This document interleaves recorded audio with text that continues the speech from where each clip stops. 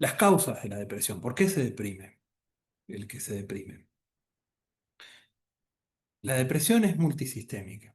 Es decir, la, siempre, siempre tratamos de... Siempre está la tentación, lo decía el año pasado y lo suelo decir. Siempre está la tentación de caer en un reduccionismo, de caer en un pensamiento más causalista, donde uno dice, bueno, pasa esto, pasa todo esto por esto, porque le pasó tal cosa cuando era chico, cuando era chica. Siempre tenemos esa tentación y considero que tenemos que estar alerta a eso. Por eso agregué esta diapo de lo multisistémico. Y además para pensar que afecta no solo al individuo, sino al contexto, especialmente a la familia, y que afecta también al organismo. Eh, Agrego, antes de hablar del desequilibrio químico, puede afectar, como dijimos, a una persona en todas las etapas, a todas las edades, en todas las etapas del ciclo vital, pero suele suceder más frente a situaciones de cambio de posición, puede ser en la adolescencia, en el pasaje del secundario o a la universidad o al mundo laboral, en el momento de la jubilación, que ahí vemos que hay una serie de pérdidas frente a una pérdida de un ser querido, situaciones de cambio que llevan a una pérdida suelen ser desencadenantes. Una mudanza, el nacimiento de un hijo, eso también, porque a veces parece, o uno puede verlo desde afuera como algo bueno, como algo lindo, pero no deja de ser un cambio y como todo cambio es movilizante. Ahora sí, desequilibrio químico. Eh, Desde el punto de vista químico, nosotros vamos a ver que hay una baja en los niveles o de noradrenalina, o de serotonina, o de dopamina, que si bien los antidepresivos, la medicación antidepresiva, los aumentan, tengamos en cuenta que hablar de desequilibrio químico es como una forma, como un eufemismo más o menos, es una forma muy abreviada y quizá reductiva de describir lo que está pasando, porque más allá de lo químico, hay todo un, sí es cierto, hay todo un sistema muy complicado de neurotransmisores, pero son solo una parte de la historia. Eh, Siempre lo pensamos, bueno, desde esto multisistémico como una combinación de factores, donde está, sí, la herencia, lo químico, la historia personal, las relaciones, la situación de vida, las circunstancias ambientales, etcétera. Bueno, las experiencias adversas en la infancia, una infancia traumática o, aunque no necesariamente traumática, una infancia donde ese niño o niña está expuesta a situaciones de mucha ansiedad, de mucho estrés, que bueno, ahora lo vamos a retomar. Tengan en cuenta que la exposición prolongada al estrés o a la ansiedad o situaciones de deprivación producen alteraciones en la estructura del cerebro, con lo cual hay mayor predisposición. El estrés, bueno, hablábamos más temprano del agotamiento y de la fatiga crónica que, bueno, contribuyen a a la depresión. Eh, yo hablaba de los cambios químicos y la respuesta del eje adrenal, que es la respuesta al estrés, cuando está prolongada en el tiempo, cuando la persona está en estrés, en estrés, en estrés, en estrés, no es que está la situación estresante y después baja, sino que está de manera prolongada en estrés y genera una adaptación, genera una desensibilización. Pensemos que también es parte de un mecanismo protector del cerebro, protector de las neuronas. Produce una desensibilización y con lo cual se adapta, pero eso también genera una desregulación y genera, como decíamos, cambios estructurales en el sistema nervioso, en el cerebro, que favorecen estos síntomas. Avanzo un poquito más. El dolor crónico, bueno, lo hablábamos hace un ratito en una diapositiva anterior. eh, las enfermedades físicas limitantes también las tenemos que considerar como factores precipitantes. Eh, una se ve el exceso de peso por las dificultades en la movilidad, por la presión que hay muchas veces sobre la imagen del cuerpo y cómo eso puede impactar en la autoestima. Enfermedades coronarias que llevan a cambios en el estilo de vida eh, y que muchas veces asustan al paciente. El paciente cardíaco, bueno, es un paciente particular, pero que muchas veces está un poco más estresado, más asustado por un nuevo episodio. Eh,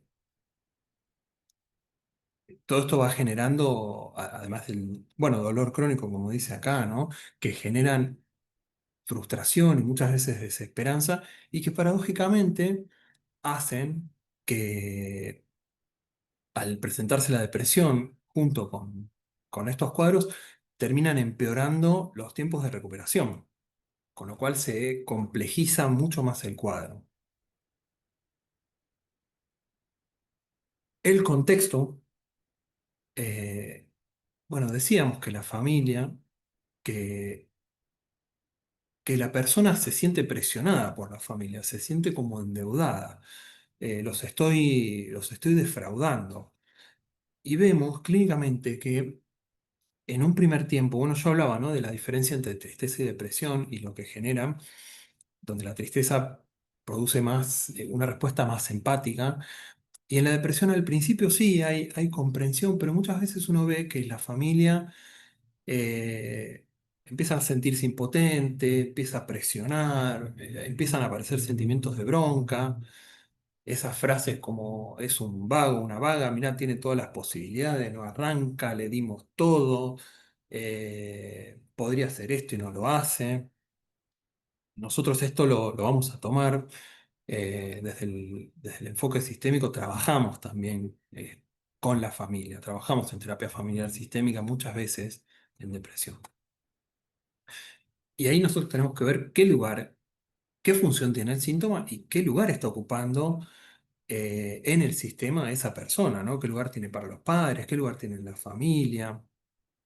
Si esto viene a veces a velar alguna tragedia o alguna situación oculta, si el síntoma, bueno, yo hablaba de la función, si el síntoma, por ejemplo, lo que busca es, no sé, mantener unida a la familia, tenemos que leerlo también en clave sistémica. Vamos a ver, por supuesto, cómo ha sido la historia familiar, cómo han sido los padres con ese paciente, con el paciente identificado, cómo ha sido el trato que ha tenido, el contexto que ha tenido esa familia para ese paciente. Tengamos en cuenta también, casi me olvidó, el estrés no solo puede venir del ambiente familiar, casi me olvidó algo muy importante. Bueno, hoy con la serie está muy en boga.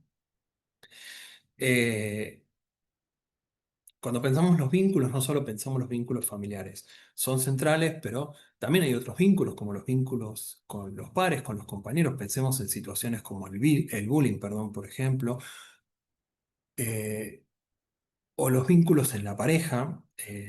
A veces sucede, ¿no? Que las personas que están en un vínculo de pareja con alguien que es muy manipulador o manipuladora, ni hablar de si están frente a un psicópata, o si tienen situaciones de acoso en el trabajo, o un trabajo que no los valora, o la persona que no tiene trabajo, o que está muy expuesta a la soledad, también pueden ser muy, muy estresantes y pueden actuar como factores predisponentes. Y por último, la mala alimentación. También esto lo tomamos como causa. Eh, Encontré algunas investigaciones que hablaban de que las personas que, me interesaba nombrarlo, me parece que aportaba, que las personas que consumen demasiado azúcar tienen más probabilidades, siempre vemos factores, esto es muy general, es algo, si quieren, más estadístico, después todo esto lo tenemos que llevar al caso. Mismo como hablábamos de lo genético, ¿no? Que venga de un contexto donde hay antecedentes depresivos, no obliga a que sea un diagnóstico de depresión. Tenemos que ver siempre el caso a caso. Pero en estas investigaciones que les mencionaba decían que las personas que consumen demasiado azúcar tienen más probabilidades de sufrir depresión. Lo que no termina de quedar claro es si los altibajos en el azúcar generan cambios en los niveles de dopamina o si el incremento de azúcar produce inflamación crónica, eh, cosa que también suele aparecer en la depresión. En la depresión los marcadores de inflamación están elevados. Y también decía que eh, el exceso de azúcar produce cambios en la composición de la microbiota, conocida antiguamente como la flora intestinal, composición que está relacionada muchas veces con la depresión. La composición de la microbiota está relacionada con la depresión.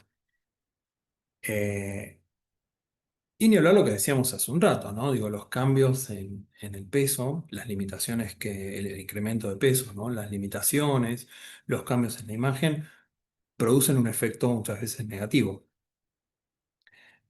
Eh, en la persona con depresión, agrego esto. eh, Vamos a ver que el ciclo de segregación del cortisol está invertido. Está invertido en el ciclo circadiano, perdón, en el reloj biológico. Normalmente suele aparecer más cortisol a la mañana, que es como lo que nos da el empuje para arrancar el día. Eh, en el depresivo suele ser al revés. A la mañana les cuesta arrancar la mañana. eh, Se sienten pesados y tengamos en cuenta que la depresión y la ansiedad afectan a las funciones yoicas, a la función, sobre todo a lo que es la organización, ¿no? Entonces ellos tienen a la mañana todo el día por delante y tener todo el día por delante es lo peor. Entonces ahí lo que nosotros vamos a ver es eh, quizá en la depresión más ansiosa, un estado de activación más alto o en la melancólica más bajo, como decíamos antes, pero con todo el peso de tener el día por delante. Este estado de activación de cortisol alto, de estado de activación, como decía, alterado, eh, hace que la persona esté en estado de alerta todo el día, con lo cual el eje adrenal, como mencionaba más temprano, está más tiempo excitado, están más expuestos a estar estresados. Avanzo un poquito más.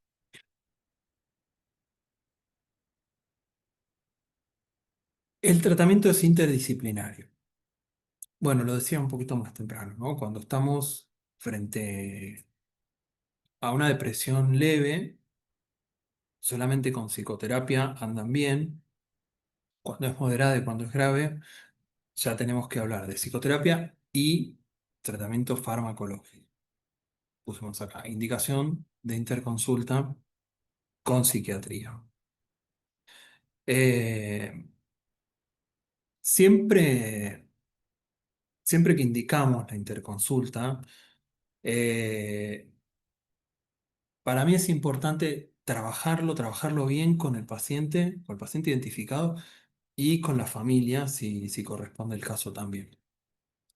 Eh, no me gusta dedicarle tiempo a la indicación de interconsulta con psiquiatría. Eh, Vender, entre comillas. No está bueno decirlo sobre el final porque hay muchos mitos, muchos miedos alrededor de la medicación, esto que a veces dicen los pacientes, ¿no? Pero si empiezo no la voy a poder dejar, es adictiva, voy a estar dopado, dopada todo el día, eh, tengo un pariente que toma y toma no sé qué hace 50 millones de años y no le sirve. Suele estar, y me parece importante que nosotros a esto le hagamos espacio que lo pongamos a trabajar, que no sea algo que le indicamos y listo y que se arregle. Eh, como dije, por lo angustiante que puede ser, por lo movilizante y porque además trabajarlo nos va a dar mayor probabilidad de que el paciente acuda a la interconsulta, con lo cual también bajamos las resistencias y vamos a tener un mejor pronóstico.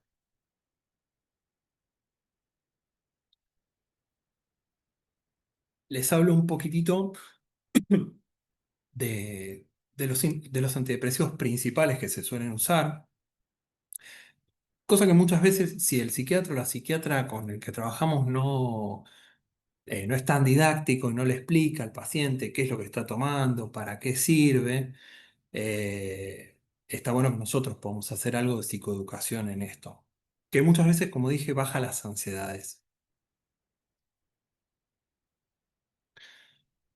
Bueno, según el tipo, el, el tipo al que pertenezcan los antidepresivos van a actuar de distintas maneras. El de primera elección normalmente son los IRS, los inhibidores selectivos de la recaptación de serotonina. Eh, por lo general es el de primera indicación, es lo que más se receta. Lo que hace es eh, impedir o demorar la reabsorción de serotonina, perdón, por parte del efector. Con lo cual hace que haya más cantidad de serotonina disponible para que las neuronas lo utilicen. Tengamos en cuenta que la serotonina es un neurotransmisor que, como hablábamos antes, está presente en la regulación del estado de ánimo, aparece en la depresión y participa también de la regulación de funciones como el sueño. Eh, Ejemplo típico, citalopram, sertralina, paroxetina, y creo que fluoxetina también es IRS. Yo les suelo decir a los pacientes que las neuronas, les hago como una pequeña explicación, les digo, bueno, tenés dos neuronas, viste que como que vuelvo a la escuela, viste que se comunicaban eh, a partir de la emisión y de la recepción de los neurotransmisores. Entonces hay una que emite el neurotransmisor está en el espacio intercelular, la otra lo capta y se produce el mensaje. En la depresión, eso está atenuado. Yo les digo muchas veces que es como si fuera un músculo que no se ejercita y que pierde fuerza. Entonces, esta neurona emite el neurotransmisor, la serotonina, y esta no llega a agarrarlo y no se produce el mensaje y esta lo recapta. Entonces, lo que hace, no sé, la sertralina, ponele, es darle un poco más de tiempo, inhibe la recaptación. Entonces, este emite y le da un rato más de tiempo a esta para que lo agarre. Y con el tiempo es como si fuera una especie de ejercicio de gimnasio, donde esta neurona, que por ahí estaba medio flaquita, agarra un poquito más de fuerza. Con lo cual, esa explicación también los ayuda a entender que el tratamiento es por un tiempo. Tiempo que tiene que ser acompañado con psicoterapia, porque hay que después producir cambios para que esto después sea sostenible en el tiempo. En general, con esa explicación, eh, entre comillas, compro, avanzo. Otro tipo son los inhibidores de la recaptación de serotonina y noradrenalina o norepinefrina, creo que también se la llama la noradrenalina, que lo mismo, lo que hace es impedir o retrasar la recaptación de serotonina y de noradrenalina, haciendo que esto aumente la concentración en el cerebro. La venlafaxina y lo tengo en las notas, duloxetina, son de estas.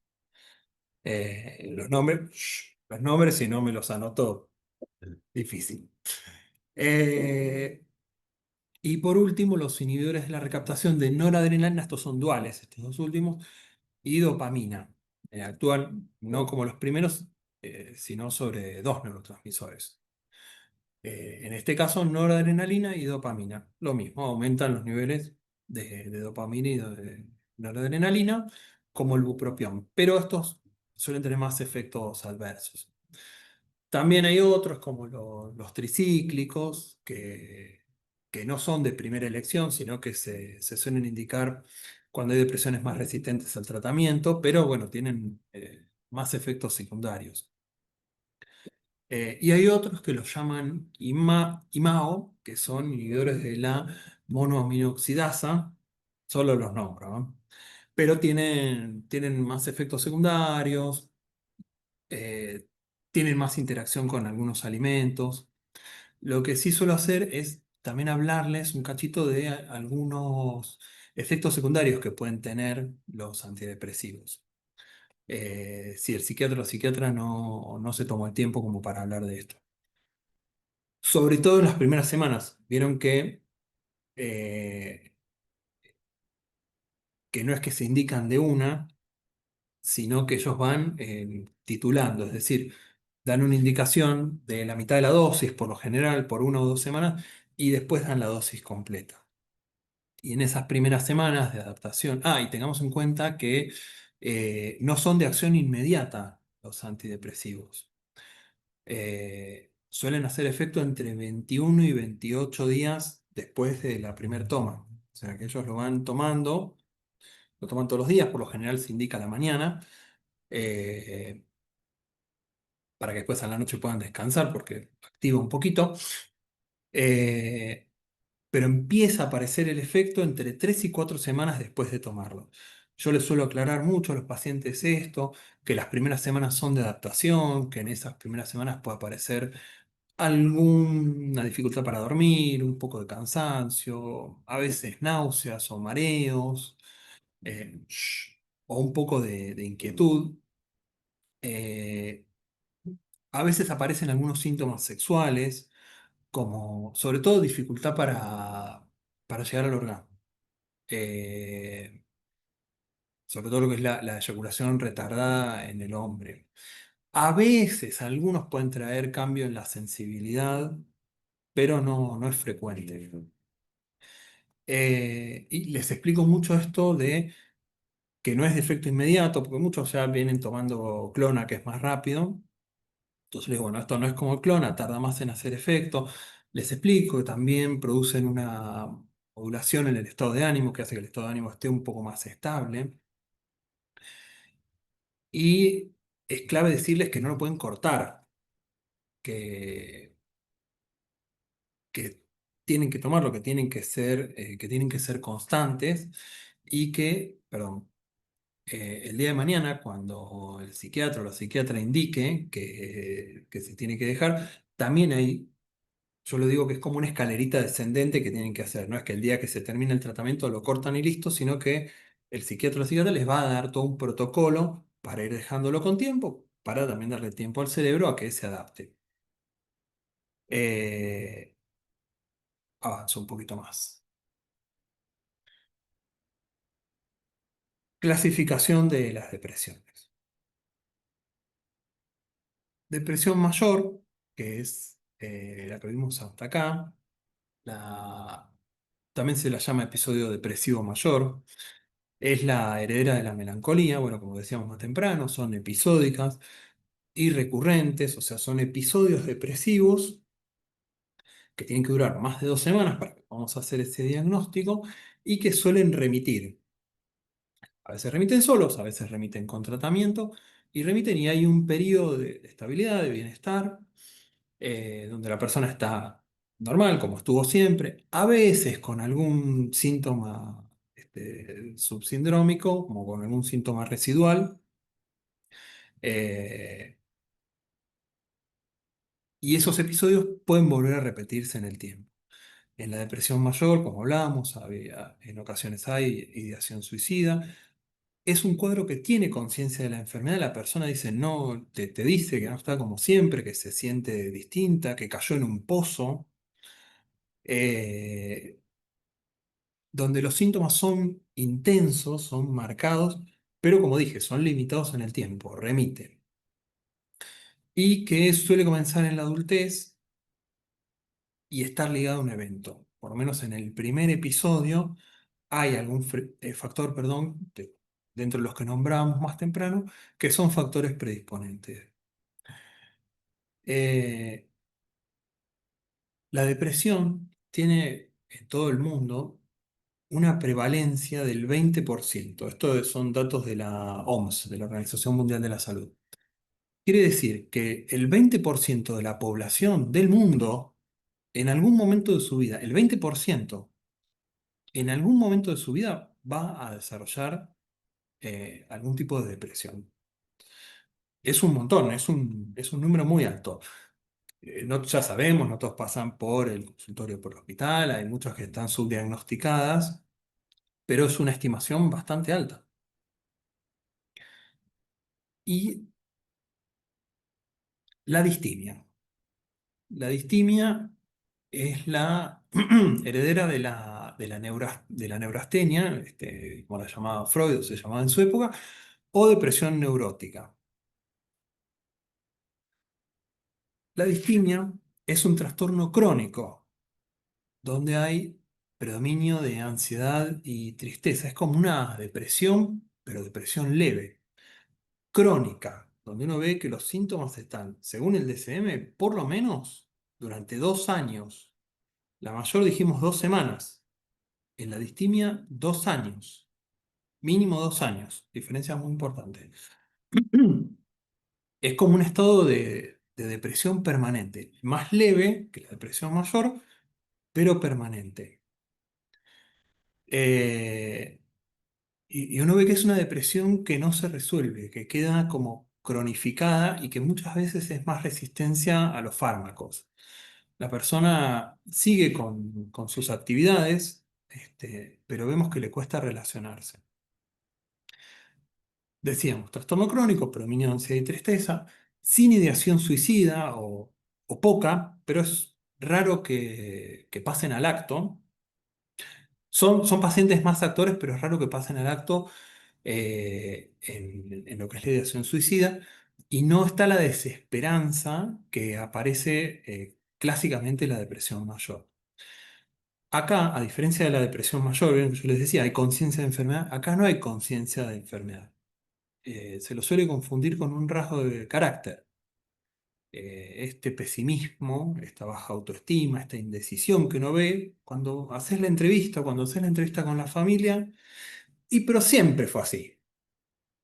Es como que lo tienen de siempre, no hay punto de inicio, es como algo característico. Uno escucha en el relato que aparece como algo característico de la persona.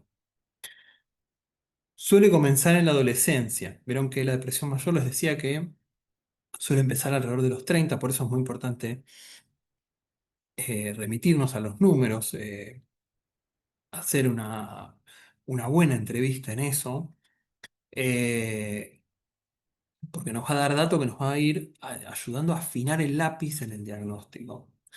Esta suele comenzar en la adolescencia y, como les decía, es crónica. En la distimia aparece mayor prevalencia de síntomas físicos como, sobre todo en lo que es el área digestiva, sobre todo en lo que es el área digestiva. Y son pacientes que te dicen que hay náuseas, dolor abdominal, dolor de panza, sequedad en la boca. A veces también síntomas como dolor de cabeza o contractura, pero sobre todo suele aparecer mucho en lo que es el área digestiva. Eh, Se los ve muy, muy irritables también muchas veces. Y de las dos, entre la distimia y la depresión mayor, aunque es más leve la distimia, suele tener, en general, suele tener peor pronóstico. Eh, no hay algo tan marcado que nos permita abrir eh, tanta pregunta por el cambio, por el antes y el después. Está como cronificado y uno les ve ese desinterés también. Avanzo un poquito más. Hacemos un ratito más hasta las 11.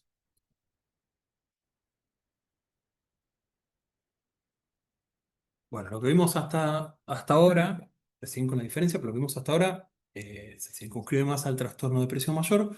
Ahora profundizamos un poco más en lo que hablamos recién en la distimia.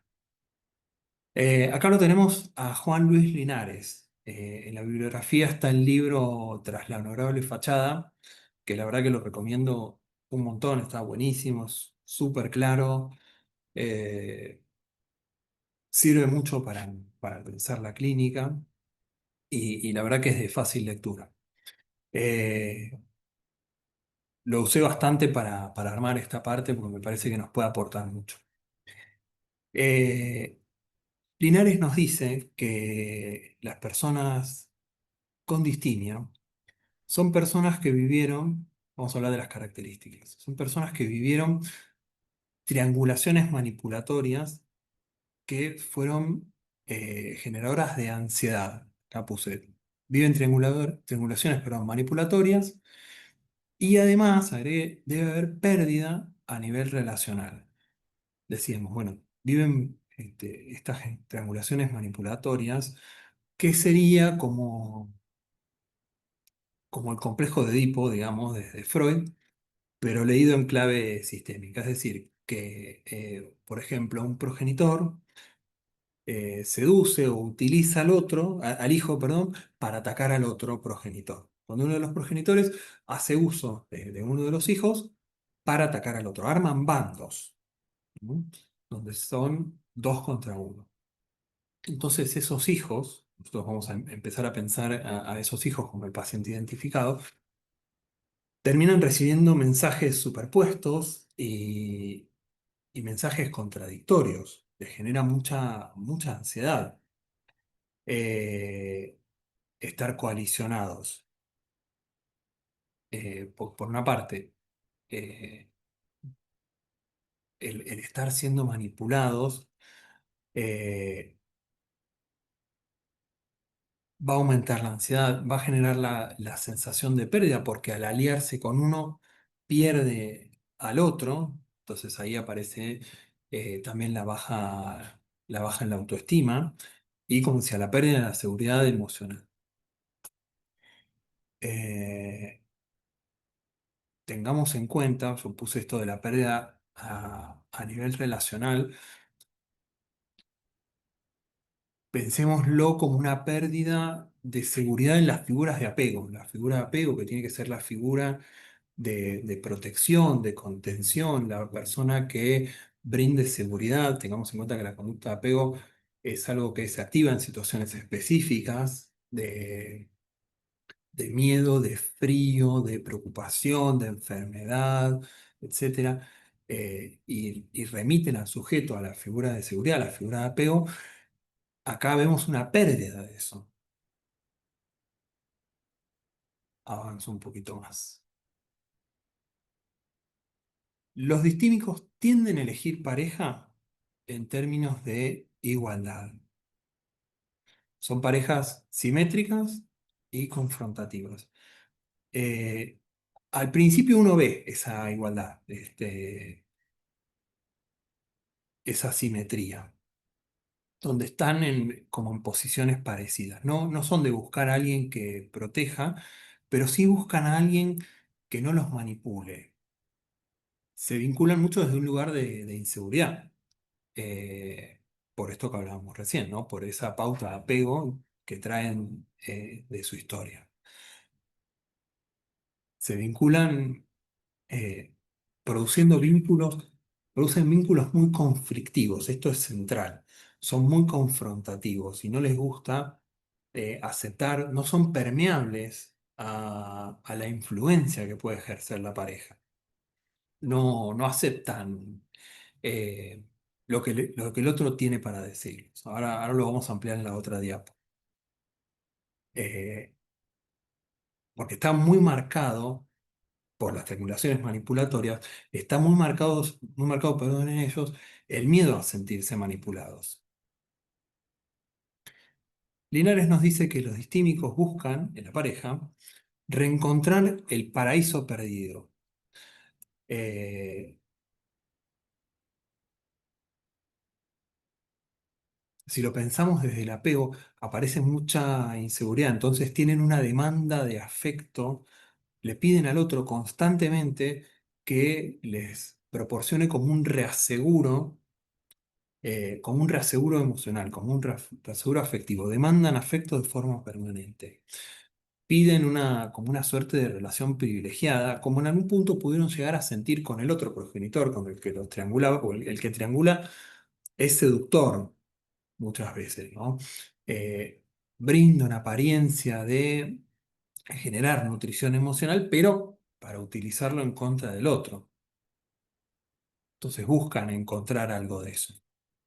Ya vemos más marcado, se va viendo, ¿no? El conflicto que aparece, la tensión que aparece todo el tiempo y que se traslada a la relación de pareja. Y por último, vamos a ver que en los distímicos el pensamiento tiene una mayor tendencia a ser polarizado. Entonces, tienden a pensar, bueno, a partir de lo que decía del conflicto, tienden a pensar en términos de bandos, de exclusión e inclusión, de triangulación, donde la lógica es la lógica de la lealtad, la lógica de la triangulación, ¿no? La lógica de la competencia, donde está esto de que te castigo y te recompenso, donde las cosas son blancas o son negros. Y, y vemos muchas veces clínicamente que los contenidos, sobre todo los contenidos cognitivos, tienen que ver con ideas de perder o ganar, de derrota o de victoria, eh, donde la pérdida los lleva a ideas de impotencia, ¿no? Eh,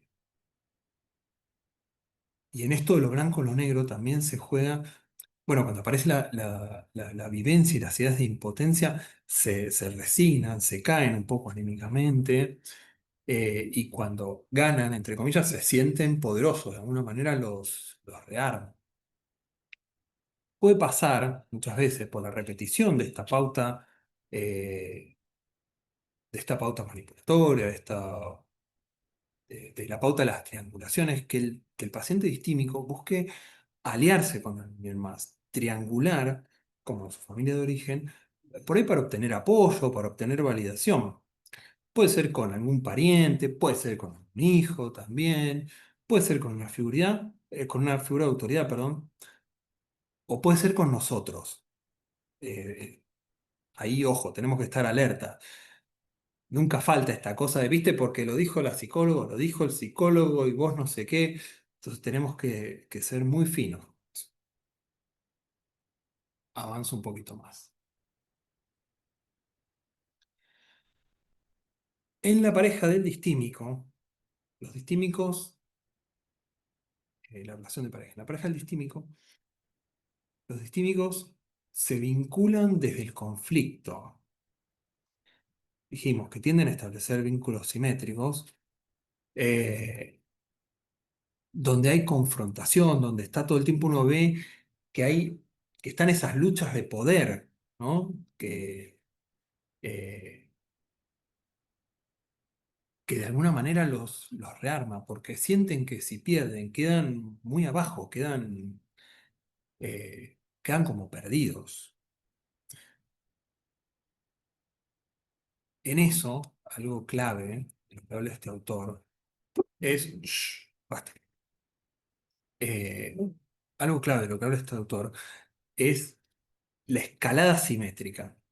Eh, La escalada simétrica son discusiones o conflictos en los que ellos no pueden parar, van como subiendo la apuesta, redoblando, cantando truco, retruco, vale cuatro al otro, porque como decía, sienten que no pueden perder, que perder es eh, una derrota realmente, ¿no? Bueno, ya mismo la palabra que uso esto de perder la discusión no es me alío con el otro o vamos a algo común, sino que es si pierdo el otro me está manipulando, entonces tengo que ganar.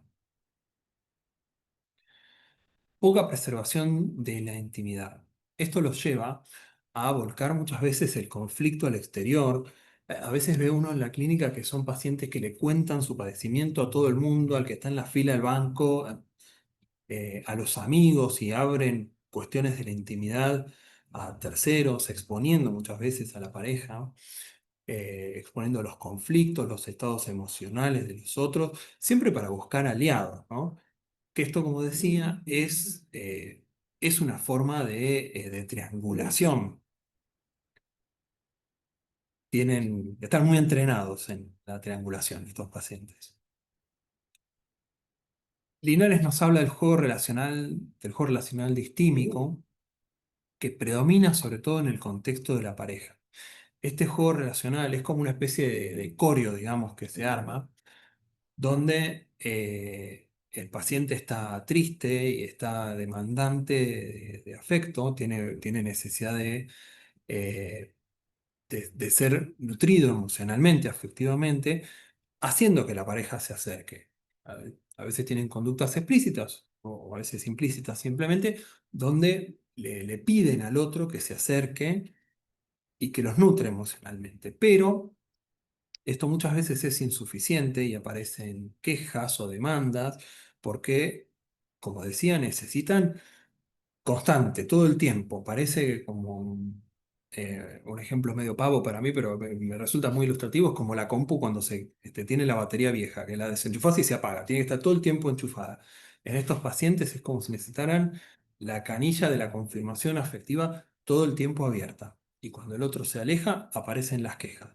Y cuando aparecen las quejas, eh, el otro se siente exigido y se siente manipulado y se aleja. Entonces, piden, piden, piden. Eso es insuficiente. Se empiezan a quejar y el otro se aleja, se siente exigido, se siente manipulado. eh, Porque tengamos en cuenta que sentirse manipulado produce rechazo, ¿no? Y cuando se aleja la pareja, el distímico se vuelve más demandante. Reaparece la tristeza, porque siente que no encuentra un lugar en la pareja, se queja más, y ahí puede pasar, o que la pareja vuelva a acercarse, pero volvemos a este mismo ciclo, hasta que en algún momento se agota, se hincha los cocos, o esta queja, che, te doy, te doy, te doy, y no te alcanza, te seguís quejando, genera más rechazo y profundiza más los síntomas. Y profundiza los síntomas vinculares, esto que hablábamos de las escaladas, de las discusiones, uno los ve en la clínica y viven un infierno. Hasta, hasta como terapeutas, vos escuchás el relato, lo que te cuentan, los ves a las parejas y la pasan fulero, viven en conflicto, viven en tensión, viven peleándose, la pasan mal. Y los hijos la pasan muy mal. Bueno, hablé recién de las escaladas simétricas, estas demandas de afecto que, como decía, o sea, terminan derivando en confrontación porque el otro se siente manipulado. Se siente manipulado. Y siempre están buscando esto de empatar el partido. Eh, Tengamos en cuenta que por la repetición eh, de la pauta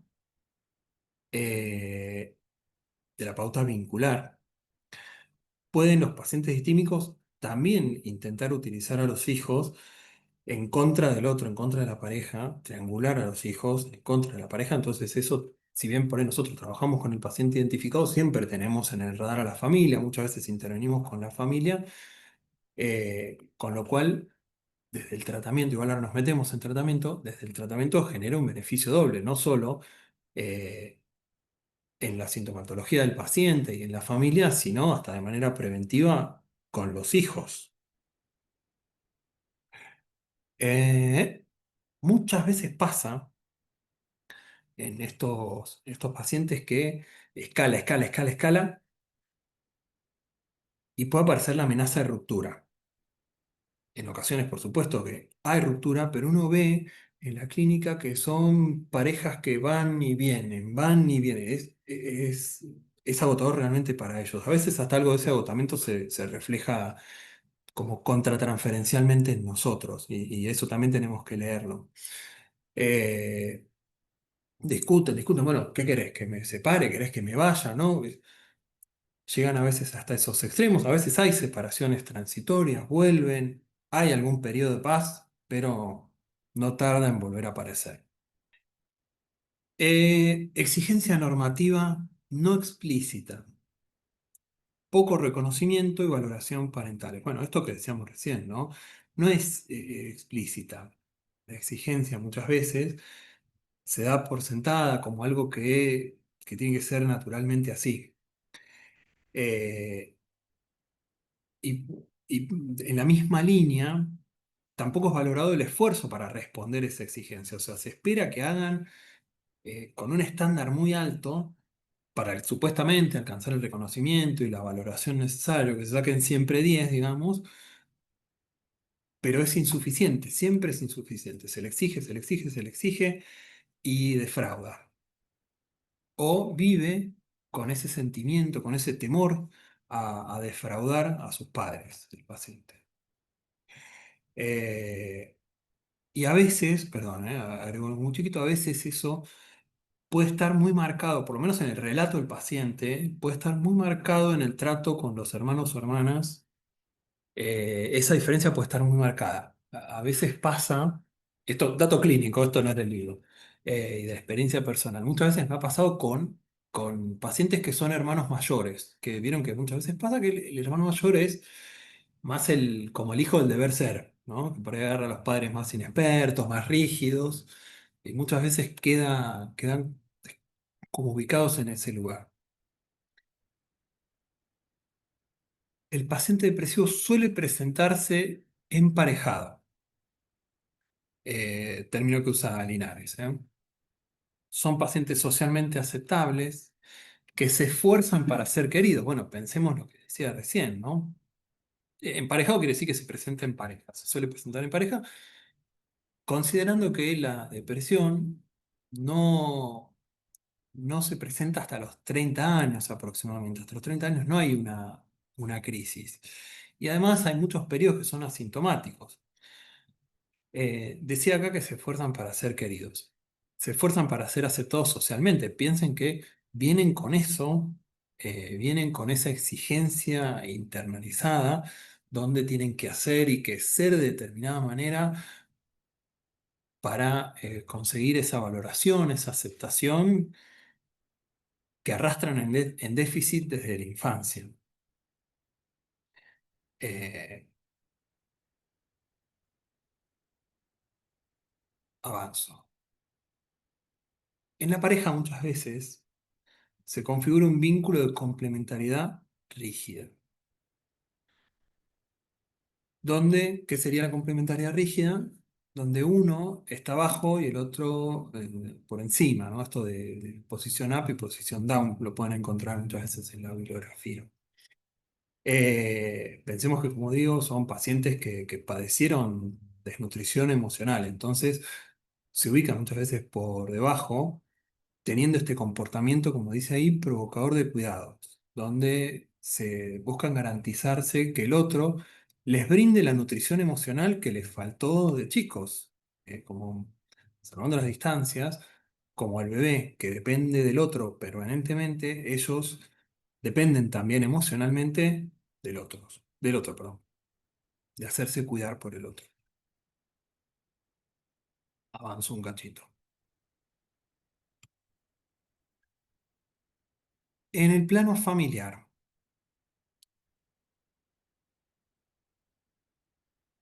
los valores y creencias que vamos a encontrar, esto sería más en el plano cognitivo, ¿no?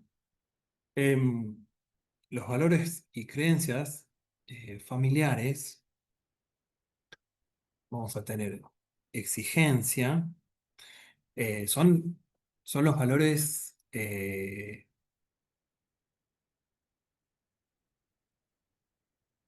asumidos rígidamente por todos, eh, que, que encierran este culto a las apariencias del que hablaba recién, al que dirán, a lo que está bien, al deber ser, que no admite críticas. Sí, como lo vemos en esta imagen. Eh, bueno, rigidez, de la que hablé recién, y, como digo, culto a las apariencias también, ¿no? Al deber ser. Los rituales, en el plano pragmático, eh, son rituales rígidos de cumplimiento obligado que impregnan la vida familiar. Así. Me gustó esta imagen, me parecía que reflejaba muy bien esto que estábamos pensando, ¿no? Donde se espera, o sea, ¿quién quisiera estar en esa mesa, ¿no? Y cómo debe ser el clima emocional eh, en la persona que está en la punta, siendo observado por todos. Se espera que esté, hay como una apariencia intricia porque tenés un lugar, pero la experiencia íntima que puede tener el paciente es totalmente la contraria. En una mesa así, como esta que les puse acá en la imagen, para el paciente es muy difícil no acudir, ¿no? Porque hay como una amenaza de descalificación, ¿no? Hay como una amenaza tácita de descalificación, de desvalorización frente a la disidencia o la desobediencia, entre comillas. los roles están muy marcados, ¿no? Hay como, bueno, en esto de la rigidez, eh, uno ve que los roles familiares están muy marcados, ¿no? Eh, Esos padres rígidos que terminan produciendo que muchas veces los hijos, cuando van a decir algo, miren para buscar la confirmación. Y son roles que no son intercambiables. Los hijos crecen, son adultos y les cuesta salir muchas veces de ahí. Eh, y los rituales, estos rituales familiares, bueno, como decía recién, son de cumplimiento obligado, bajo lo cual está esa amenaza de descalificación.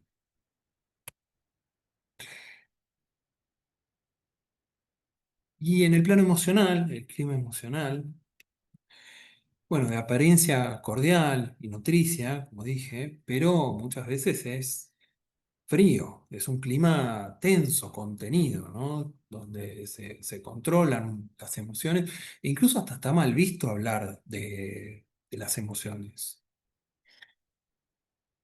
Todo, todo muy correcto, ¿no? Eh, Todo muy correcto, sin cuidando las apariencias sociales. Eh, entonces muestran esta imagen de cordialidad y de simpatía que en una primera presentación a veces hasta pasa en la clínica, ¿no? Que uno los ve y parecen cálidos, pero parecen.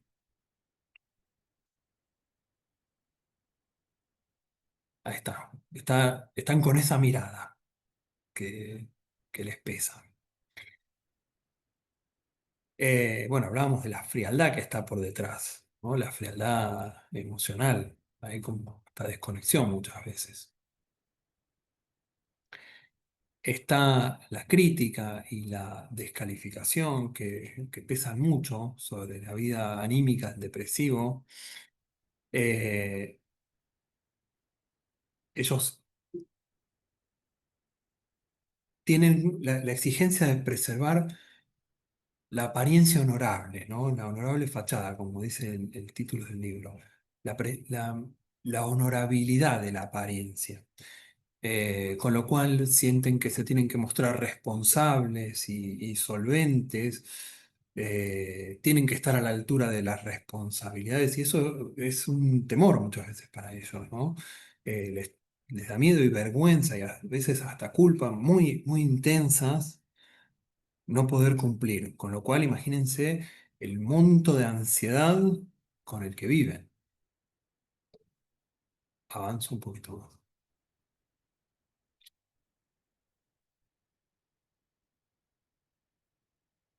¿Cómo se construye la identidad del depresivo? ¿Cuáles son los obstáculos? En el plano cognitivo, bueno, esto que hablábamos, ¿no? Aparecen las vivencias de fracaso, de incapacidad, el miedo a ser insuficientes, sensaciones de desesperanza. Es muy, muy clínico esto. Vivencias de injusticia también, sobre todo si hubo diferencias con los hermanos o hermanas. El sentimiento de inferioridad, acá hablamos también mucho de la autoestima, ¿no? Lo que decía de la honorabilidad, esta presión por mantener la honorabilidad o la dignidad o la respetabilidad. Les decía más temprano que ellos tienen una necesidad imperiosa de ser y de hacer lo que los otros significativos esperan de ellos. Están muy, muy ligados a eso, a esa imagen, que es una imagen muy pesada, que es un ideal que les pesa, que los aplasta. eh, Tienen la necesidad todo el tiempo de estar alcanzando ese ideal. Eh, y, y que también los impulsa a una hipersociabilidad. Hipersociabilidad que está condenada al fracaso, ¿no? Pero hipersociabilidad al fin. Eh, Tienen que demostrar también eso.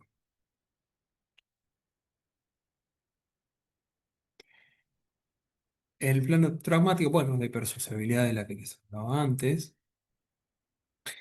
eh, siempre tienen que ser responsables, aparecen inhibiciones,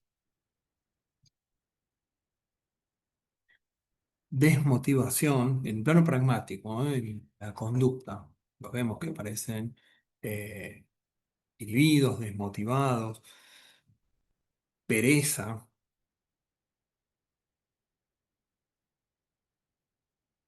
y bloqueos. Bloqueos sobre todo en el hacer. Y en el plano emocional, bueno, vemos que aparece, un poco retomo lo que decíamos antes, ¿no? Tristeza, sentimientos de culpa, de rencor, eh, hostilidad encubierta también, ¿no? Algo muy importante que no me quiero olvidar, eh, cuando hablabas un rato de la complementariedad rígida, eh, es un poco causa y efecto también, porque en esa complementariedad en la que se va generando dependencia, se confirma, entre comillas, la condición de inferior, siempre entre comillas, del paciente. Y a veces hasta uno lo ve con los hijos de estos pacientes que se termina produciendo una inversión de roles, donde los hijos de estos pacientes terminan parentalizando a su madre o padre, haciéndose cargo de algunas funciones. Avanzo un poquito más. El tratamiento de la depresión. Bueno, como vemos hasta acá, la dimensión relacional eh, está en el origen de ese padecimiento, ¿no? El padecimiento viene y se sostiene por una forma particular de vincularse, que es esta que veíamos recién, ¿no? Donde es muy exigido, pero a la vez es muy poco nutrido. Y por eso la propuesta sistémica es que el tratamiento sea un tratamiento bien de pareja o que incluya a la pareja. O sea, la dimensión vincular tiene que estar, si no caemos en el reduccionismo. Según Linares, tenemos tres dimensiones de trabajo: individual, de pareja y la familia de origen. En la individual, bueno, como les decía antes, son pacientes muy dóciles. Linares dice que son los pacientes favoritos de la psiquiatría porque tienen como mucha tendencia a inculparse, son muy cumplidores de las normas, como hablábamos antes, ¿no? Esto del deber, tienen muy internalizado el deber hacer, quieren agradarnos, eh, tienden a hacerse cargo si algo no salió bien, es su culpa. Entonces, tenemos que estar atentos desde el punto de vista contratransferencial a no meternos en eso, ¿no? Porque nos puede generar, entre comillas, calma a nosotros, sentir que si pasó algo no fue nuestra culpa o nuestro error, o no fue una intervención fallida, sino que fue el paciente el que lo entendió mal. Nosotros tenemos que estar atentos a esa tendencia a autoinculparse. Eh, una de las cosas que se trabaja en terapia individual es la aceptación de la dimensión relacional del problema. Bueno, lo que decíamos recién, ¿no? Que lo que le pasa no es un problema meramente individual, sino que viene y se perpetúa y produce efectos eh, en la pareja y en la familia, y que viene también de una situación de origen. Y a veces esto trae algunas resistencias porque son pacientes que eh, tienden a defender la honorabilidad de las apariencias. Entonces, eh, y entre esto y la tendencia a inculparse, bueno, tenemos que trabajar, que ir maniobrando esto, ¿no? Por ahí preguntándole, bueno, ¿y cómo era esto? ¿Cómo era esto cuando vos eras chico? ¿Cómo era la expresión de afecto? ¿Cómo era la expresión de cariño? ¿Cómo era cuando estabas triste? ¿Cómo era cuando se enojaban con vos? ¿Cómo era cuando se enojaban entre ellos? Vamos trabajando mucho con el mundo emocional de los pacientes, recuperando historias, por ahí pidiéndoles que, igual lo vemos bien en técnicas, pero pidiéndoles que recuperen recuerdos, por ahí les hacemos alguna pregunta específica. Eh, Vamos a buscar despertar una actitud activa en el paciente, motivándolo a que se dé una oportunidad. Eh, Vamos a buscar en la dimensión individual del tratamiento abrir el foco de exploración, no quedándonos solo con la familia o con la pareja, sino vamos a trabajar sobre las amistades, sobre personas significativas, eh, sobre la trayectoria de vida del paciente, las experiencias de vida, cómo le fue, cómo fue su escolarización, cómo fue, si estudió, cómo fue esa experiencia, cómo fue la experiencia laboral. Está bueno, es muy importante estar atentos, atentas a los significados, a las palabras que, no quiero parecer como obsesivo de las palabras, tal vez un poquito, pero está bueno ajustar ahí, afinar el oído y ver qué atribución emocional le dan a las experiencias que han vivido. Después eh, eso se trabaja desde un remarcado, desde un trabajo de resignificación, que también lo vemos en técnicas. Eh, no solo vamos a escuchar lo negativo, ¿no? Cuando abrimos los focos de exploración, sino que vamos a escuchar, o sea, no escuchamos solo lo problemático, sino que también vamos a tratar de buscar los aspectos positivos, porque eso nos va a servir de palanca, nos va a servir como un recurso. Eh,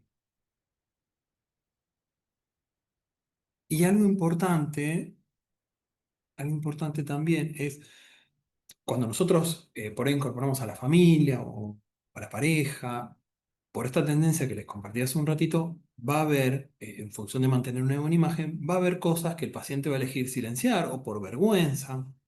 Entonces ahí en el encuentro individual es una muy buena oportunidad para explorar eso también, ¿no? Para explorar esos aspectos silenciados.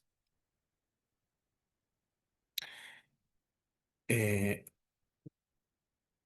Vamos a validar las emociones. Bueno, yo les hablaba hace un ratito del trabajo emocional, de ir ubicando, de ir sensibilizando, reconociendo y validando esas emociones, ¿no?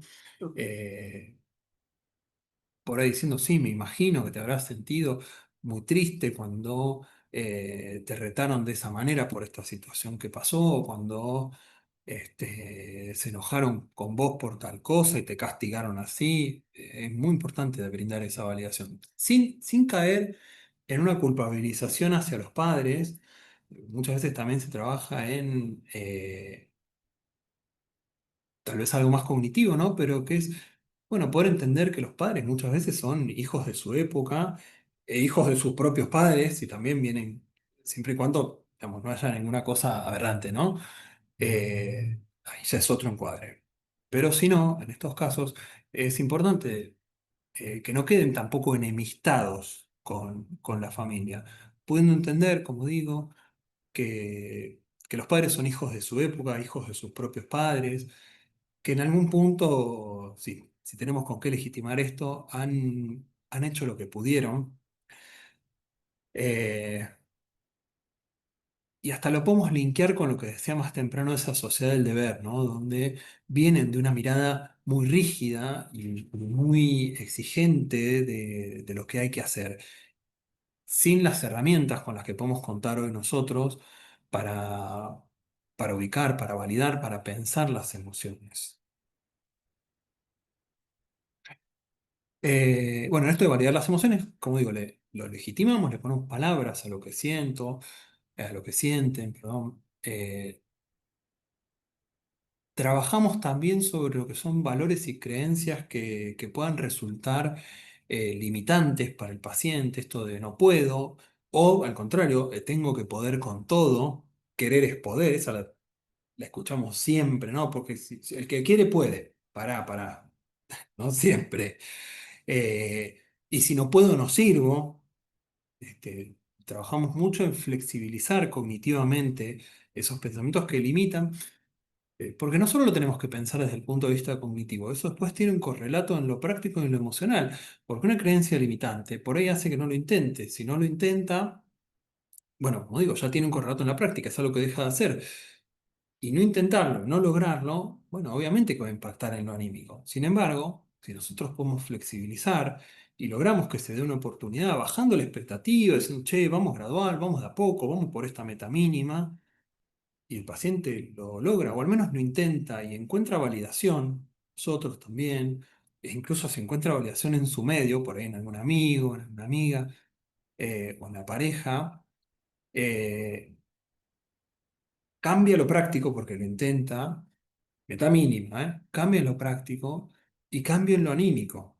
No vamos a pedir un milagro con esto, pero sí es un pequeño paso. Resulta un avance. eh, Resulta un avance. Eh,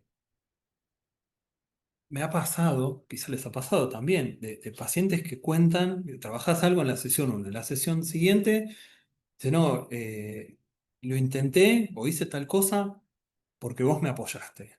Eh, por lo menos para mí es conmovedor cuando pueden hacer eso. Porque capaz que somos la primera persona, más allá tal vez de la pareja, que a veces es funcional al cuadro, ¿no? Pero por eso somos la primera persona que que les valida las emociones. En esto está bueno también, como digo, esto es la meta mínima y a veces sirve trabajar sobre la anticipación, anticiparnos a los posibles escenarios, a las posibles respuestas. Eso ayuda mucho a bajar la ansiedad, a perder los miedos y a lograr que lo intenten. También está bueno evocar otras respuestas, otros intentos que hayan hecho y cómo lo podemos manejar, las soluciones intentadas fallidas, eso también es muy importante. Eh,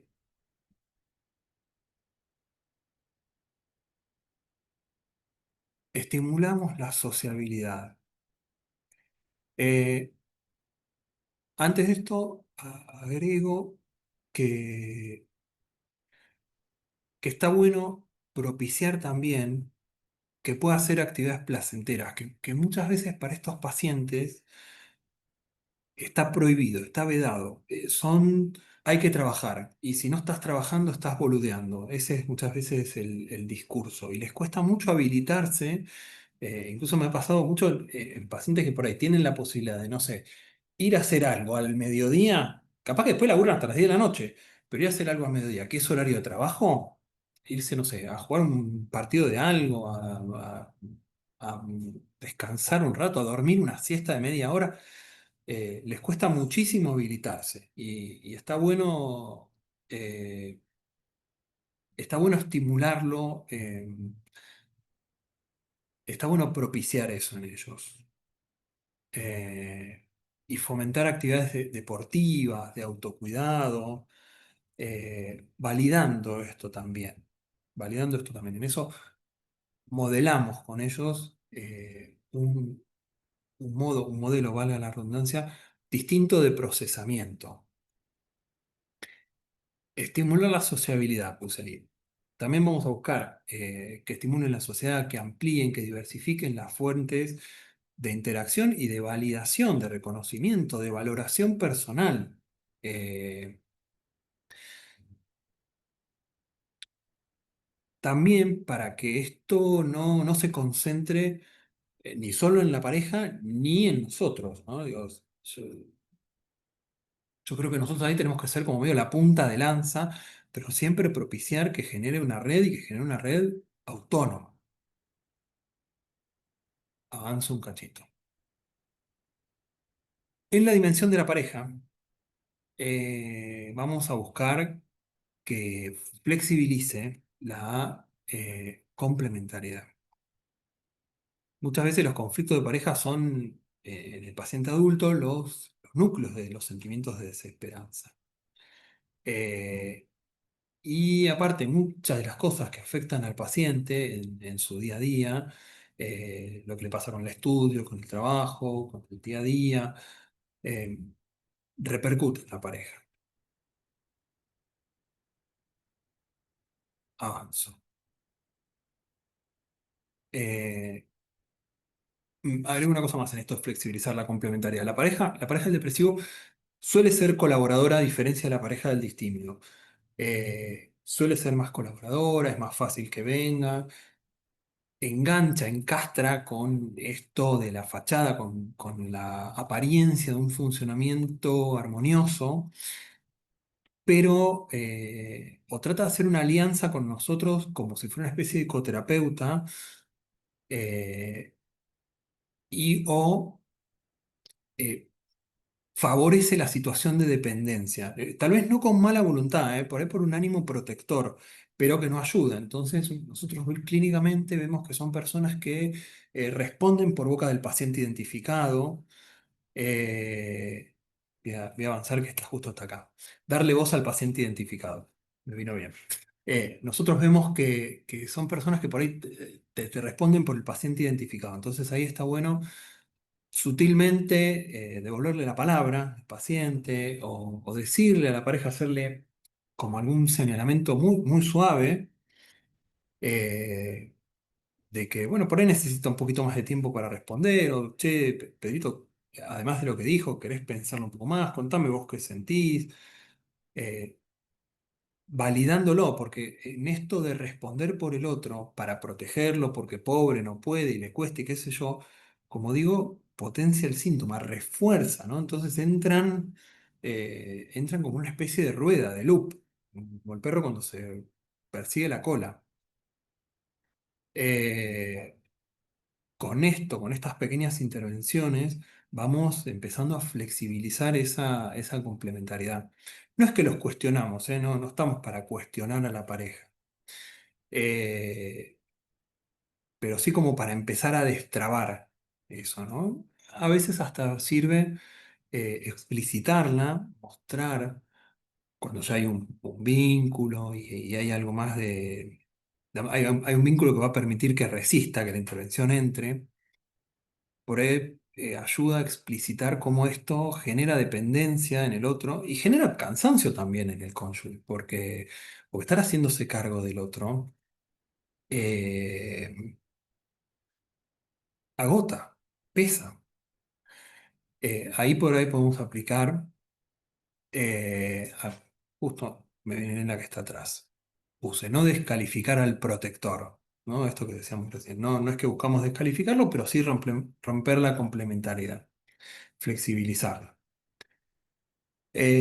Ahí aplicamos técnicas convencionales de terapia de pareja, por ahí más, algunas más conductuales, como prescripciones de conducta, eh, para aumentar las interacciones positivas, a veces algunas estrategias de comunicación para resolver los conflictos, y algo que por lo menos a mí me ha resultado mucho es en esto de las prescripciones de conducta, también redistribuir los roles. Con lo cual, por debajo metemos el mensaje de que eh, está el problema, no es que este tiene el problema, lo sacamos un poco de ese lugar estigmatizante.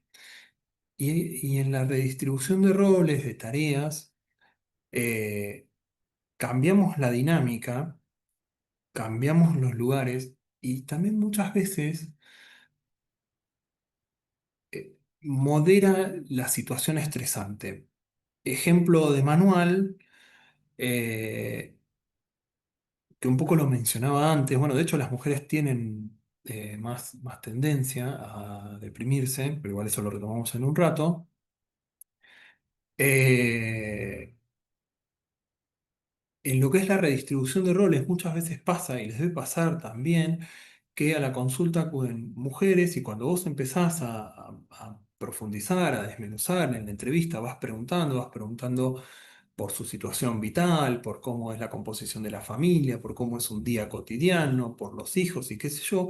Vos ves que son mujeres que están recontra súper sobrecargadas, que tienen una carga mental que pobres no pueden más y que encima son exigidas y culpabilizadas porque, che, estás cansado, estás con cara de culo y te estamos esperando para comer. Y pobre, laburó todo el día, a la mañana se ocupó de los pibes para el colegio, a la noche le preparó la vianda, los fue a buscar, los trajo la tarea, el almuerzo, que se bañen, la cena, la casa, qué sé yo, y tiene cara de cansada y encima es sancionada con que tiene cara de culo, ¿no? Hay mucha exigencia que muchas veces se repite, a veces se repite, ya hoy no me animo a decir por desconocimiento, pero bueno, digamos. Y está bueno explicitarlo y trabajar en esto, ¿no? Eh, buscamos modificar estas interacciones que resultan disfuncionales. Y trabajamos sobre lo que decía, la descalificación, la crítica, la falta de apoyo emocional. Es clave trabajar sobre la validación y el reconocimiento. Tomando el ejemplo que les decía recién, ejemplo muy genérico, pero muy común, todo esto es invisible. Todo esto es invisible. Entonces, se sienten agotadas y a la vez desvalorizadas, como que dan y no recargan. Eh, es importante que este trabajo nosotros lo hagamos sin ser nosotros los críticos. Eh, tengamos en cuenta que son pacientes y que vienen de familias donde la crítica está ahí a la mano, ¿no? Entonces, eh, tratamos de promover estos cambios señalando muy suavemente, generando como mucho clima. Che, ¿vos cómo te sentís con esto? ¿Cómo te imaginás que se siente? Por ahí con alguna pregunta circular, ¿no? Preguntándole al otro. Vamos como armando, ¿no? Preguntando por la situación, ayudando a describir, ubicando, dándole más la palabra al paciente o a la paciente, preguntándole cómo se siente o preguntándole al otro cómo se siente cuando le dicen eso o cuando hacen eso. Eh, Otra técnica, igual lo vemos bien en técnicas, que podemos aplicar es role-playing, hacerlos cambiar de roles y que uno le diga al otro lo que le dice. Eh, Está bueno también trabajar en redefinir las expectativas de lo que se espera, de lo que se espera del otro y de lo que el otro puede, ¿no? Y eso a veces sirve hasta sirve, o lo podemos hacer igual, ¿no? Para proponer que algunas tareas se compartan o se repartan distinto. Eh, me reía recién porque me acordaba, más de una vez les debe haber pasado, uno escucha en este ejemplo esas pacientes que dicen, y no, le pedí que me lave los platos. Y yo me vuelvo loco cuando dicen que me lave los platos. Así que viene bien, sirve mucho como usa entre comillas para tomarnos esa palabra y poder ponerlo a trabajar, ¿no? Bueno, pero ¿para de quién son los platos? ¿No? Eh, con lo cual también cuestionamos ese marco que está instituido, eso que está naturalizado, que es invisible para los pacientes. Avanzo un poquito más. En la dimensión de la familia de origen, basta. En la dimensión de la familia de origen, a veces cuando hay cambios en relación al ciclo vital, como enfermedad, cuando los padres van creciendo, cuando se enferman, cuando se mueren, o cuando están en alguna situación de invalidez, eso puede reactivar conflictos. Eh, Conflictos y estas experiencias de desnutrición afectiva, ¿no? Esto de tener que estar para esos padres que después no brindan ese reconocimiento. Ese reconocimiento. Y los pone a los pacientes de cara a volver a enfrentarse, ¿no? A esos conflictos o no resueltos. Ahí por ahí puede llegar a servir convocarlos, o a veces convocar al resto de la familia, no sé, hermanos, hermanas. Nuestro desafío ahí es, entre comillas, más allá de si la familia después colabora o no, hay que ver cómo es la situación, si pueden venir, si no. Eh, Nuestro desafío ahí es lograr reconciliarse con las figuras. Puse figuras porque pensaba más en las figuras internas, en los padres internos, en la figura de apego internalizada que tienen esos pacientes. Como hablábamos más temprano, eh, los ayuda, los alivia muchas veces a entender de qué historia vienen esos padres, qué crianza han recibido, cómo se han formado, cómo se ha formado su carácter a partir de la crianza y de los valores de época en los que crecieron. Eso los alivia mucho, eso los alivia mucho.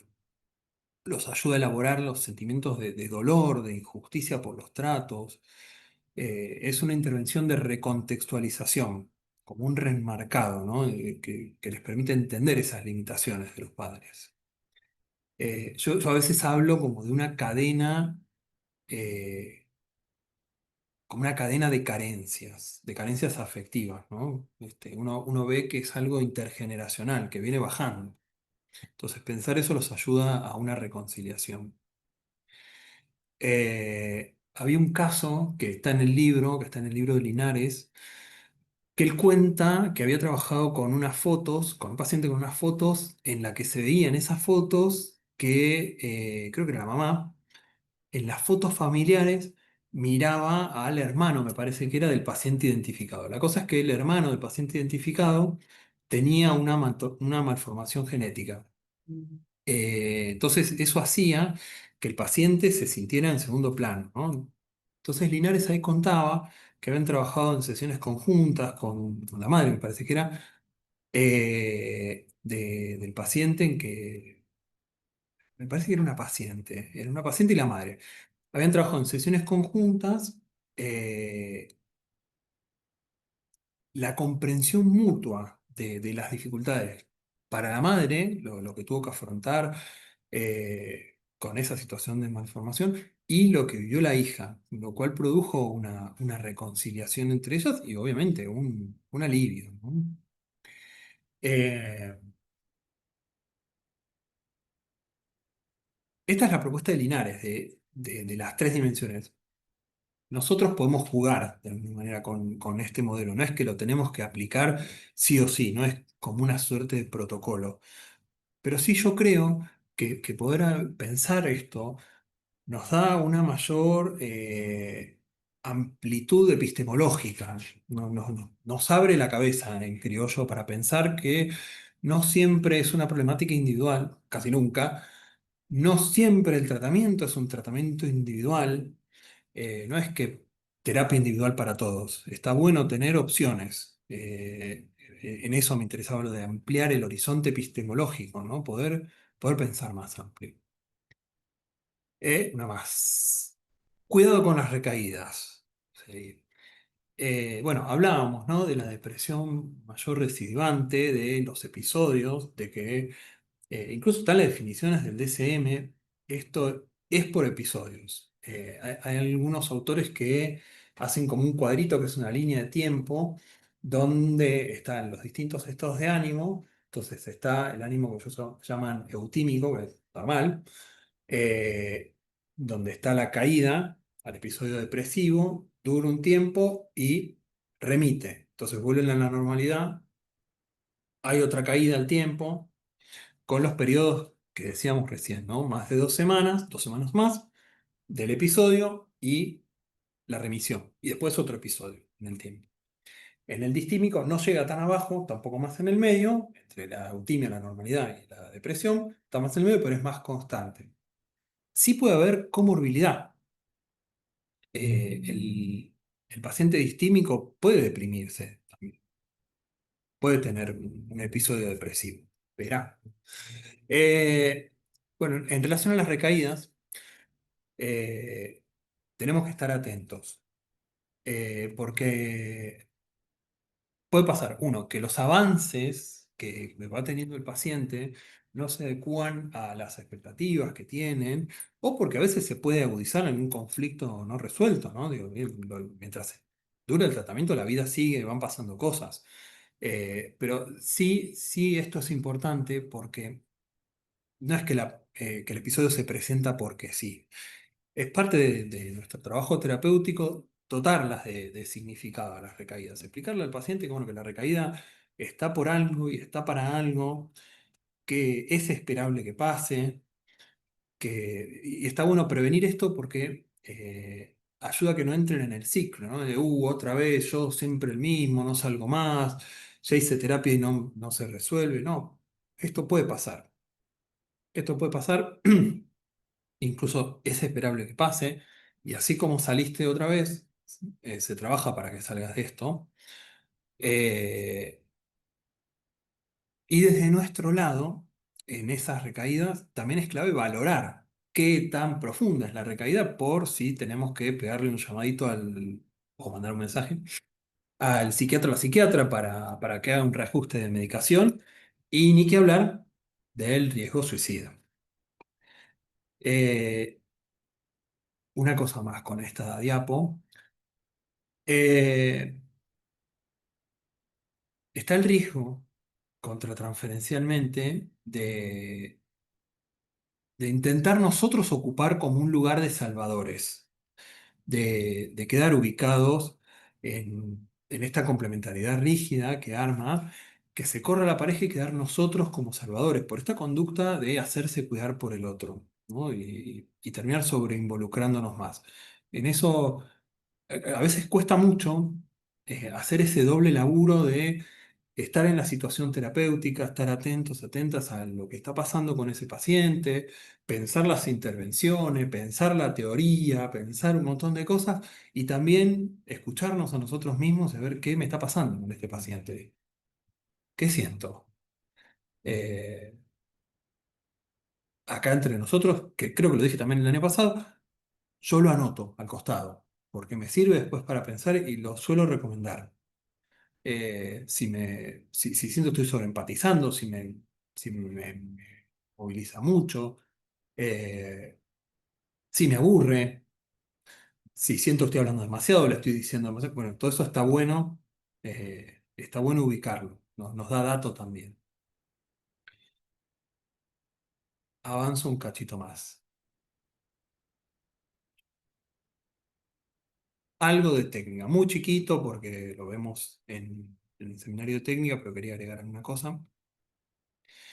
Eh, Algo técnico. Ahí está. Eh, Estas técnicas, el propósito de estas técnicas es hacia la terapia de pareja de la depresión, específicamente.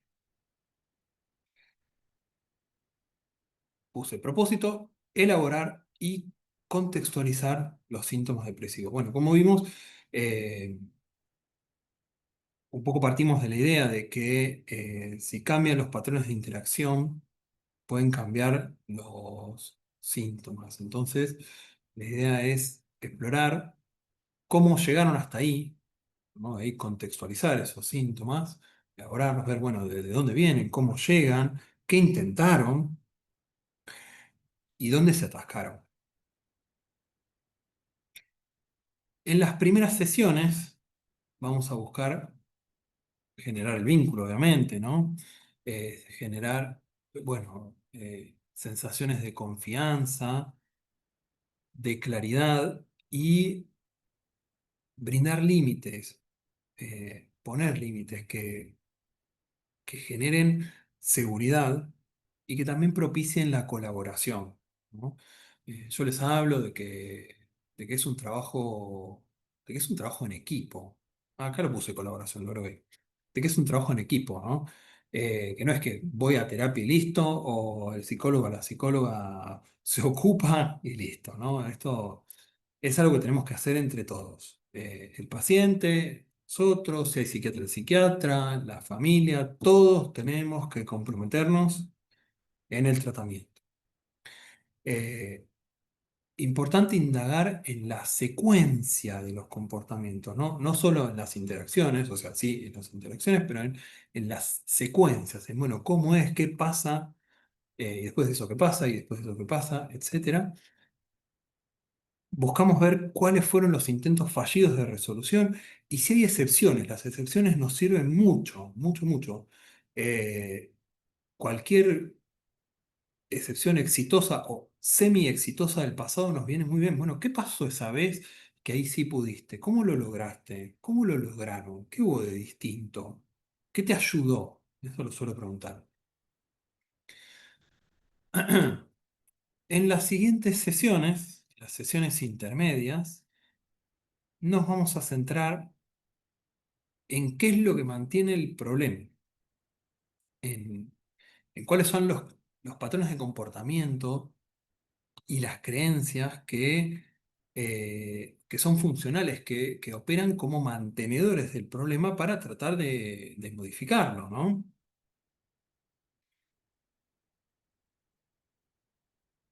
Vamos a tratar de modificar los patrones y las creencias, como dije, y vamos a hacer uso de técnicas como desafíos, eh, lo vemos en el seminario de técnicas, pero desafío no es bardeándolo, sino desafío desde la motivación, ¿no?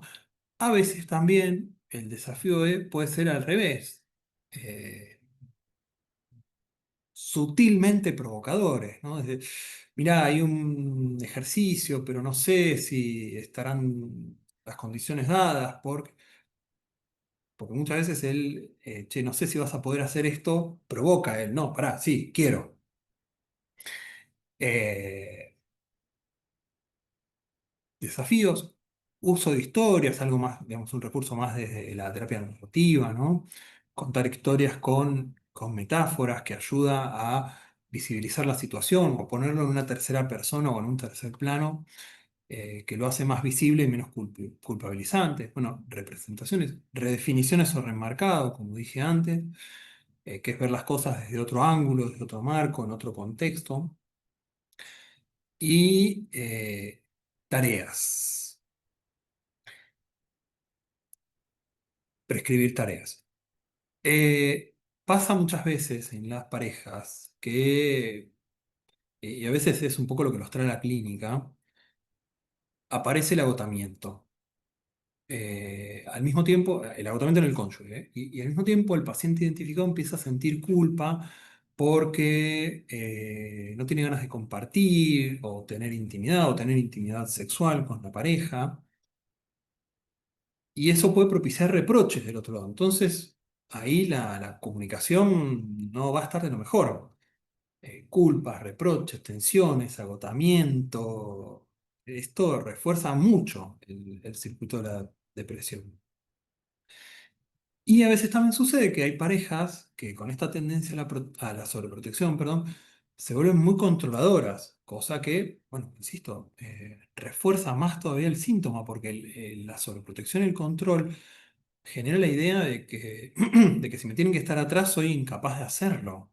O si me tienen que estar motivando es porque piensan que no puedo hacerlo solo. Eh, a veces hay parejas que son desvalorizantes y que no reconocen lo que hace el otro, que son muy exigentes y minimizan o culpabilizan o no pueden empatizar con el sufrimiento de esa persona. Y todo eso lo profundiza mucho el síntoma. Es central que nosotros esto lo tengamos siempre en mente porque vamos a buscar visibilizarlo sin culpabilizar y sin ser críticos, pero sí buscando desarticularlo, desactivar esto, desactivar esos circuitos de culpa. Bueno, vuelvo al ejemplo de hace un rato, ¿no? Esos maridos medio de manual que por ahí llegan a la noche y pienso en un caso. Llegan a la noche y encima se enojan de que están los chicos sin bañar o que la tarea no está hecha. Eh, y, y lo que brindan es exigencia, es recriminación, y con lo cual todo lo otro que se hizo, o las razones por las que lo que se suponía que se iba a hacer no se hizo, no son vistas, no son vistas. Eh, Avanzo un poquito más,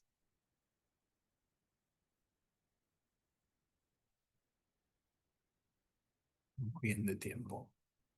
Eh, Estaba pensando en esto de las tareas, les agrego, me estaba acordando de un caso que ahora no se está grabando, aprovecho y lo cuento.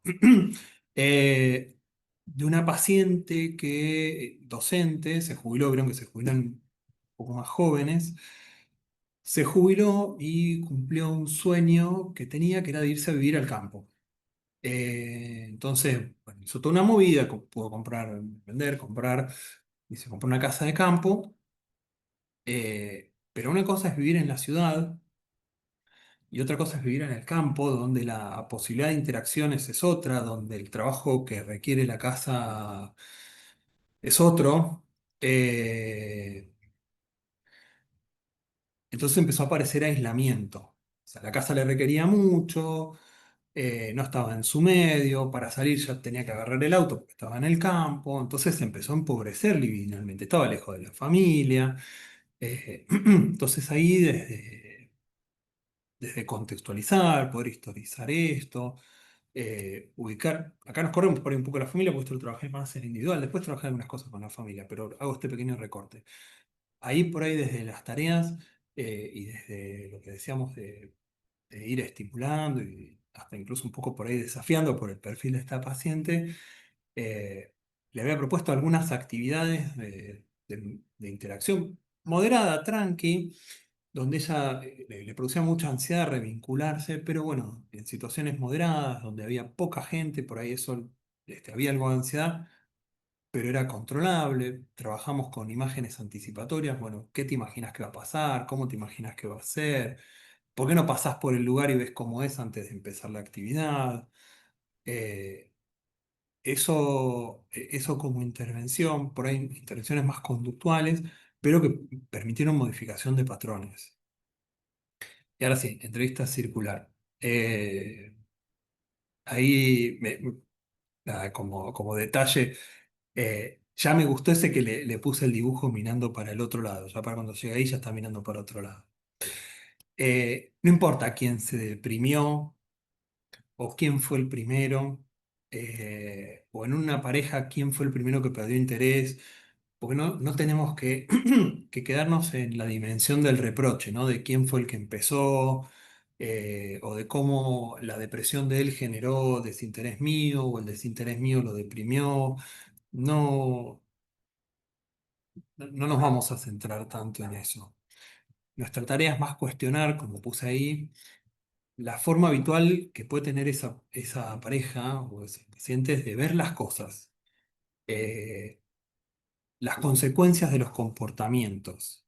Eh, buscamos revisar los síntomas en contexto y brindarles un nuevo contexto, eh, para darle un nuevo significado, ¿no? En el ejemplo de antes, visibilizando el esfuerzo, destacando la importancia, estaba pensando en el caso que les decía antes de, de la pareja con una distribución muy desigual de las tareas y de la carga familiar y la carga mental. Eh, es importante ahí destacar lo central que es el reconocimiento, eh, visibilizar el esfuerzo. Y en eso la entrevista circular, poner a uno en el lugar del otro, che, ¿qué te parece que siente? Trabajar en eso es